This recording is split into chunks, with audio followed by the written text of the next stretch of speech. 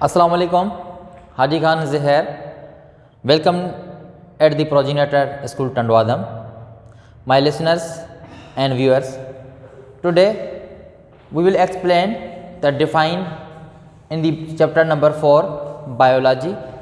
बेटा हम बायोलॉजीज़ में डेफिनेशंस के लिए एक स्पेसिफिक वर्ड एक्सप्लेन करते हैं और उस वर्ड को हम कहते हैं बायोलॉजी में टर्मिनोलॉजीज़।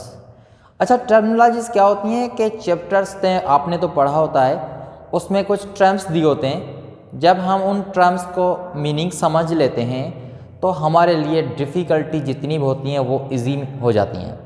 सो हमारे पास यहाँ पर कुछ इंपॉर्टेंट टर्म दिए हुए हैं जो हमारे चैप्टर नंबर 4 के एक्सरसाइज में दिए गए हैं, तो वो मैं आपको यहाँ पे समझा रहा हूँ, वो मैंने लिखे हुए हैं, वो आपको मैं एक्सप्लेन करता हूँ। सबसे पहला टर्म हमारे पास है एक्सोसाइटोसिस। अच्छा, जिस तरीके से हम इंग्लिश सब्जेक्ट्स पढ़ते हैं, उन इंग्लिश वर्ड्स में सब्जेक्ट्स में लेसन में हम क्या करते हैं, जो डिफ़िकल्ट वर्ड होता है उसकी मीनिंग देख लेते हैं। इसी तरह से हमारे पास जो बायो के सब्जेक्ट्स हैं, उस बायो के सब्जेक्ट्स में भी हमारे पास टर्मिनोलॉजी की अगर हम मीनिंग समझ लेंगे तो हमारे पास वो पूरी डेफिनेशन इजीली समझ आ जाएगी। यहाँ पे सबसे पहले यहाँ पे एक टर्म लिखा हुआ है जिसको हम कहते हैं एक्सोसाइटोसिस। एक बात आप याद रखिएगा कि हमारे पास ये जितने वर्ड्स हैं साइंस में, उनकी मीनिंग इंग्लिश से डिफरेंट होती है। हमारे पास आपको पता है कि साइंस के सब्जेक्ट्स में इम्पॉर्टेंट्स 2 लैंग्वेज इस्तेमाल की जाती हैं, कुछ हमारे पास ग्रीक्स होती हैं, कुछ हमारे पास लैटिन्स होती हैं। इस हिसाब से हमारे पास एक्सोसाइटोसिस है। यहाँ पे आपके पास वर्ड लिखा हुआ है एक्सो। इस एक्सो की मीनिंग क्या है? इस एक्सो की मीनिंग है outer side. Cytosis means cell, और दूसरा वर्ड हमारे पास क्या है? साइटोसिस। साइटोसिस का मकसद क्या हुआ? सेल। तो डेफिनेशन क्या लिखी हुई है? The process by which material moves from outside of a cell is called exocytosis. हमारे सेल्स में जो मटीरियल हमारे सेल में मीन्स जो भी सेल्स हैं, उन सेल का जो मटीरियल सेल के बाहर तरफ निकल रहा है उसको हम कहते हैं एक्सोसाइटोसिस। ओके, सेकंड डेफिनेशन हमारे पास है एंडोसाइटोसिस। अब यहाँ पर जो वर्ड एंडो है, इस एंडो की मीनिंग क्या हुई? Means inside. एंड साइटोसिस की मीनिंग आप जानते हैं, साइटोसिस का मकसद क्या होता है? सेल। अभी इसकी डेफिनेशन क्या है? The process in which material take inside of a cell is called endocytosis. जब मटीरियल्स सेल के अंदर तरफ दाखिल होना शुरू हो जाता है तो वो प्रोसेस क्या कहलाता है? वो प्रोसेस कहलाता है एंडोसाइटोसिस। अब मटीरियल्स हमारे पास मिनरल्स भी हैं, सब्सटेंस भी हैं, केमिकल सब्सटेंस जो सेल्स में एंटर होते हैं और सेल्स में से एक्सक्रिएट होते हैं। ठीक है माय डियर स्टूडेंट। इसके अलावा हमारे पास थर्ड डेफिनेशन से वेसिकल्स। इसमें हम किसका जिक्र कर रहे हैं? सेल का जिक्र कर रहे हैं, क्योंकि हमारे पास चैप्टर नंबर 4 है ही सेल। तो हम यहाँ पे टर्मिनोलॉजीज जो सीख रहे हैं वो सेल के टर्मिनोलॉजी सीख रहे हैं। अब हमारे पास है vesicles. Vesicles are small membrane bound spherical sac which facilitated the metabolism, transport and storage of molecules is called vesicles. For example, हमारे पास यहाँ पे सेल बना हुआ है, ये हमारे पास सेल की स्ट्रक्चर है। इस सेल के स्ट्रक्चर्स में स्मॉल छोटे छोटे सेक लाइक इस तरीके से मेम्ब्रेन्स बनी होती हैं। उन मेम्ब्रेन्स को हम क्या कहते हैं? वेसिकल्स कहते हैं। अच्छा, अभी वेसिकल्स का काम क्या है? वेसिकल का काम ये होता है कि हमारे सेल्स का जो मटीरियल है उनको ट्रांसपोर्ट करता है, लेके आने का काम कर रहा है। जब मटीरियल सेल में आ जाता है तो उसके बाद उस मटीरियल को कहाँ लेके जाते हैं? उस मटीरियल को स्टोरेज करने के लिए हम सेल में सबमिट कर देते हैं।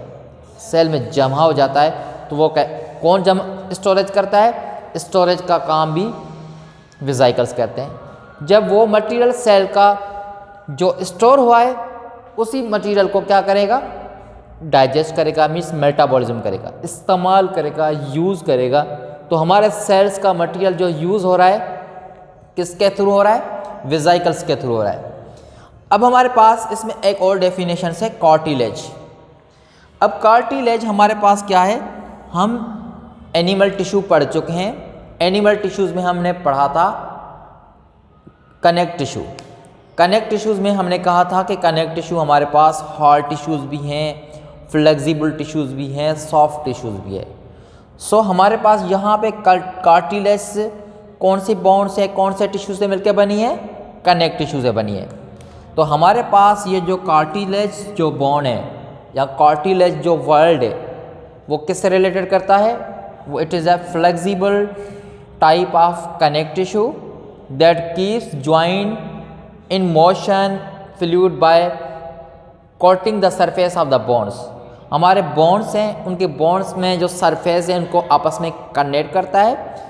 अब हमारे बोन्स में फॉर एग्जांपल मेरे यहाँ पर ये वेस्ट बोन है, हमारे पास ये क्या है, वेस्ट बोन है। इस वेस्ट बोन में यहाँ पर जो जॉइंट्स हैं इसको हम कहते हैं कार्पल्स।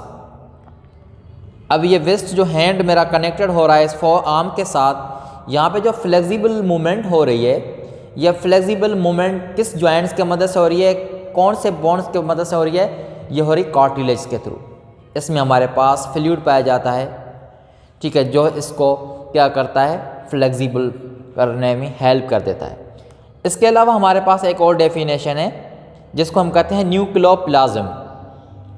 हमने सेल पढ़ चुके हैं। अब सेल में हमारे पास जो न्यूक्लियस पाया जाता है, न्यूक्लियस के अंदर एक जेली लाइक सब्सटेंस मौजूद होता है। उस जेली लाइक सब्सटेंस को हम क्या कहते हैं, उसको हम कहते हैं न्यूक्लियोप्लाज्म। अब इसी न्यूक्लियोप्लाज्म के अंदर जो जेनेटिक मटेरियल स्टोर किया जाता है वो कहाँ स्टोर होता है, न्यूक्लियोप्लाज्म में। तो न्यूक्लियोप्लाज्म की डेफिनेशन है, nucleoplasm is the central area in the nucleus, mean this is the central area. ये क्या है, ये न्यूक्लियस है, ये हमारे पास है न्यूक्लियस। इस न्यूक्लियस का जो सेंट्रल एरिया है, ये सेंट्रल एरिया क्या कहलाएगा, ये कहलाएगा न्यूक्लियोप्लाज्म। इस न्यूक्लियोप्लाज्म में किस चीज़ को स्टोर किया जाता है, जेनेटिकल मटेरियल को। Okay, and another definition is the cyclosis. अच्छा, साइक्लोसिस जो हम यहाँ पे साइक्लोसिस जो पढ़ रहे हैं ये स्पेशल प्लांट सेल्स में पाया जाता है, क्योंकि प्लांट सेल में सेल वॉल मौजूद होती है। The movement of cytoplasm within a cell is known as a cyclosis. Cell wall के मौजूदगी में प्लांट्स अपना मटेरियल से एक सब्सटेंस स्टोरेज की मूवमेंट करवाता है। वो मूवमेंट जो होती है वो किसके थ्रू होती है, साइक्लोसिस के थ्रू होती है। ओके, अब नेक्स्ट हमारे पास टर्म्स हैं, वो मैं एक्सप्लेन करना चाह रहा हूँ। तो वो हमारे पास डेफिनेशंस अब अदर टर्म्स जो हैं एक्सप्लेन करेंगे। तो ये मैं इसको जो है रब कर रहा हूँ, इसको रिमूव कर रहा हूँ। तो नेक्स्ट हम वीडियो बनाएंगे। अब हमने रिमेनिंग टर्म्स नॉलेज जो रहे थे टॉपिक, वो है हमारे पास plasmolysis, the process in which cell lose water in a hypertonic solution is known as a plasmolysis. इसमें सेल्स क्या कर रहा है, अपना substance water, minerals, ion, solutes को क्या कर रहा है, लूज कर रहा है। उस प्रोसेस को हम क्या कहेंगे, plasmolysis. Another term is a resolution. Resolution समझने के लिए, समझने से पहले हमने इलेक्ट्रॉन माइक्रोस्कोप और कंपाउंड माइक्रोस्कोप समझा था, पढ़ा था। अब ये टर्मिनोलॉजी रिलेटेड किसके है, ये है रेजोल्यूशन से। The shortest distance between two points from each other is known as the resolution. अब इसमें हम क्या कर रहे हैं कि हमारे पास क्या होता है, स्पेसिमेन। हमारे पास आपको कंपाउंड माइक्रोस्कोप दिखाया गया था, इलेक्ट्रॉन माइक्रोस्कोप आपने देखा था। उस इलेक्ट्रॉन माइक्रोस्कोप में क्या थी, स्ट्रेच। उस स्ट्रेच में हम क्या कर रहे थे, स्पेसिमेन रख रहे थे। स्पेसिमेन के लिए हमारे पास स्लाइड थी, उस स्लाइड में हमारा स्पेसिमेन था। अब उस स्पेसिमेन को देखने के लिए उसका डिस्टेंस हम जो है रिड्यूस कर रहे थे। जो डिस्टेंस रिड्यूस किया जाता है उसको हम क्या कहते हैं, रेजोल्यूशन। ठीक है। Tissue a group of similar cells which perform specific function is known as tissue.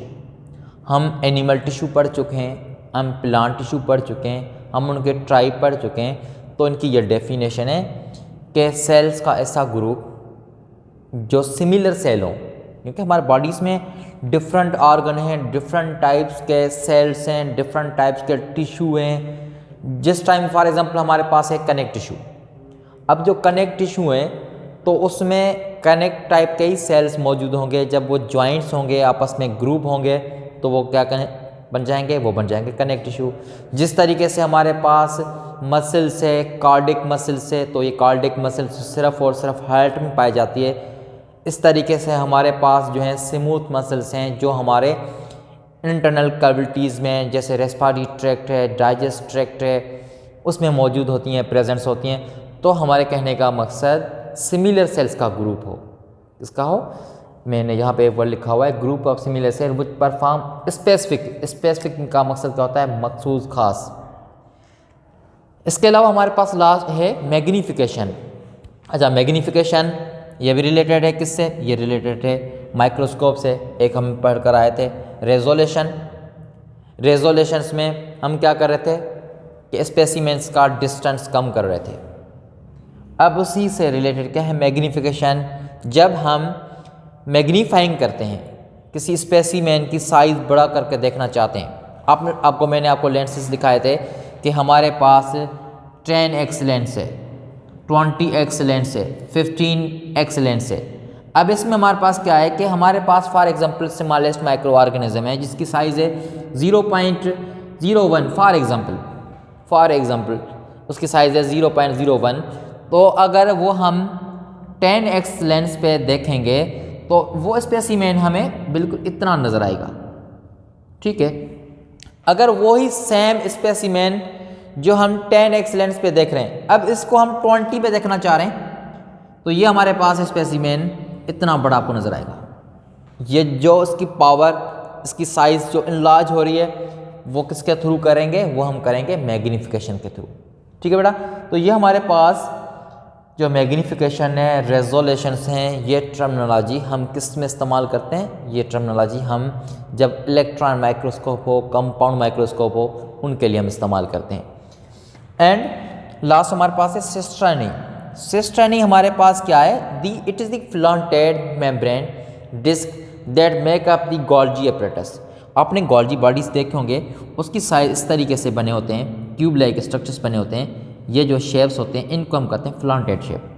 अब ये जो फ्लॉन्टेड शेप जो होते हैं, ये फ्लॉन्टेड शेप किसको बनाते हैं, ये बनाते हैं गोल्जी बॉडीज़ को, जिसका काम क्या होता है, सेल का सीक्रेशन का काम कर रहा है।